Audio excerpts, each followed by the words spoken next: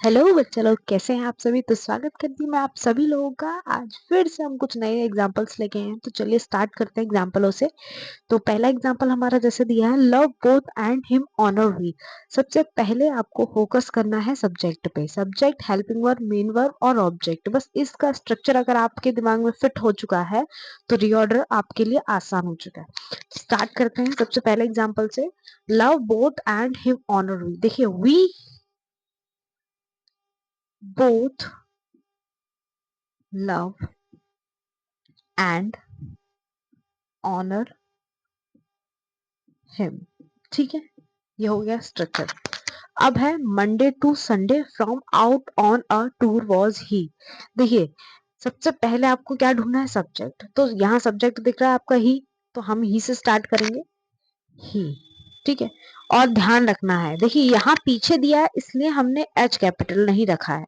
और यहाँ हमने जब सब्जेक्टिव केस में लिया है तो हमने क्या किया है, जब हम आपको पंक्चुएशन पढ़ा रहे थे उस समय मैंने आपको बताया था कि किसी भी नए वाक्य की शुरुआत करने से पहले हम उसका पहला अक्षर कैसा बनाते हैं, कैपिटल बनाते हैं। तो इस बात को भी आपको ध्यान में रखता है, हर रूल को अपने दिमाग में रख के चलना है, कहीं पे जरा सी भी मिस्टेक नहीं करनी है। ठीक है, देखिए, वी सॉरी ही के बाद अब आपको यहाँ हेल्पिंग वर्ब दिख रही है, was. He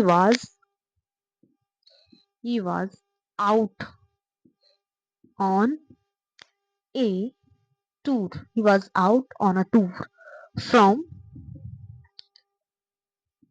Monday to Sunday. ठीक है, फ्रॉम या संडे टू मंडे, संडे पहले आता है तो संडे टू मंडे। ठीक है, संडे टू मंडे। अब आता है हमारा तीसरा, देखिए, माई टॉट स्विमिंग मी ब्रदर।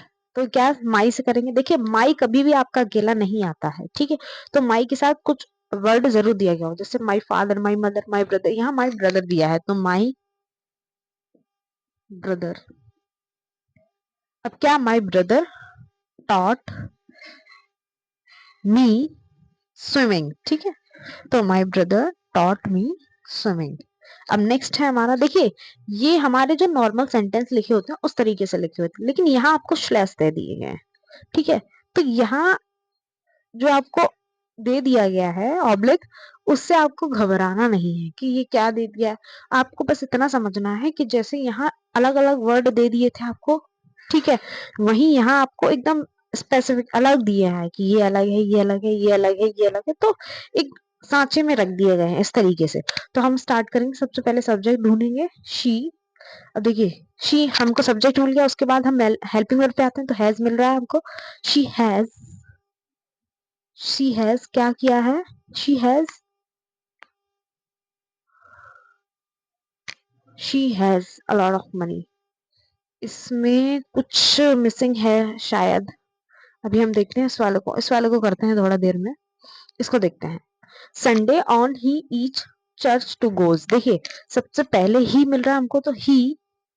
अब देखिए, वर्ब में एस, मैंने आपको बताया था जब आपको हेल्पिंग वर्ब नहीं मिलती है, आपको सिर्फ तीन ही कंडीशन में नहीं, प्रेजेंट इंडेफिनिट और पास्ट इंडेफिनिट। देखिए, प्रेजेंट इंडेफिनिट दो कंडीशन, जैसे जो प्लूरल सब्जेक्ट होता है उसमें वर्ब की फर्स्ट फॉर्म में एस या एस नहीं लगती है, तो वहां वर्ब की फर्स्ट फॉर्म मिल जाएगी। और एक होता है सिंगुलर सब्जेक्ट, तो सिंगुलर सब्जेक्ट के साथ वर्ब में एस या एस मिलती है, तो उस कंडीशन में भी आपको हेल्पिंग वर्ब नहीं मिलेगी। तो यहाँ पे भी वही चीज दिख रही है, गोज दिख रहा है, तो he goes to church, he goes to each church, he goes to each church on Sunday। ठीक है, ये हो गया। उसके बाद क्या है, football play not boy these do. देखिए, दीज सबसे पहले दीज भी, दीज बॉयज। अब नॉट आ रहा है तो नेगेटिव है, डू नॉट प्ले फुटबॉल। ठीक है, तो ये यहाँ आपका कंप्लीट हो गया। अब यहाँ हम देखते हैं ये वाला, she lot of money of this, इसमें देखते हैं जरा थोड़ी सी मिस्टेक हो सकती है।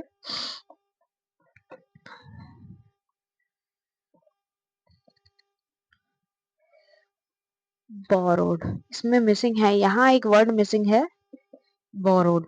ठीक है, मैंने कहा था यहाँ एक वर्ड मिसिंग है। देखिए सबसे पहले शी हैज बोरोड, ठीक है, हैज लगाए तो हैव के साथ वर्ब की थर्ड फॉर्म लगती है, borrowed a lot of money